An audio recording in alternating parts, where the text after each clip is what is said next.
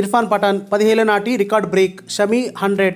న్యూజిలాండ్తో నేపియర్ వేదికగా ఈ రోజు జరుగుతున్న తొలి వన్డేలో భారత్ ఫాస్ట్ బౌలర్ మహమ్మద్ షమి అరుదైన రికార్డు నెలకొల్పాడు. మ్యాచ్ రెండో ఓవర్లోనే కివీస్ ఓపెనర్ మార్టిన్ గప్టిల్ 9 బంతుల్లో 5 బౌల్డ్ చేసిన మహమ్మద్ షమి భారత్ తరపున వేగంగా 100 వికెట్ల మైలురాయిని అందుకున్న ఫాస్ట్ బౌలర్గా నిలిచాడు.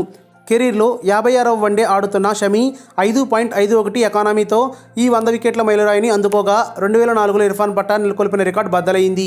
పాకిస్తాన్తో 15 ఏళ్ల తర్వాత అబుదాబి వేదికగా జరిగిన మ్యాచ్లో ఇర్ఫాన్ పఠాన్ తన 59వ వన్డేలో 100 వికెట్ల మైలురాయిని అందుకోగా షమి 56వ వన్డేతోనే ఆ మార్క్ని చేరుకున్నాడు. ఈ జాబితాలో షమి, పఠాన్ తర్వాత జహీర్ ఖాన్ 65 వన్డేల్లో, అజిత్ అగార్కర్ 67 వన్డేల్లో, జవగల్ శ్రీనాథ్ 68 వన్డేల్లో ఈ 100 వికెట్ల మైలురాయిని అందుకున్నారు. మహమ్మద్ షమి తక్కువ వన్డేల్లోనే ఈ మార్క్ని చేరుకున్నప్పటికీ అందరికంటే ఎక్కువ సమయం తీసుకున్నారు. ఇర్ఫాన్ పఠాన్, జహీర్, అగార్కర్ కేవలం 2 ఏళ్ల వ్యవధిలోనే ఆ మైలురాయిని అందుకోగా షమి మాత్రం వన్డేల్లోకి అరంగేట్రం చేసిన 6 ఏళ్ల 17 రోజులకి 100 వికెట్ల క్లబ్లో చేరడం విశేషం.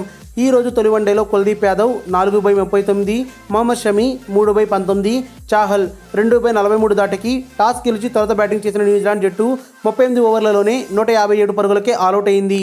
మరిన్ని అప్డేట్స్ కోసం మన ఛానల్ని సబ్స్క్రైబ్ చేయండి.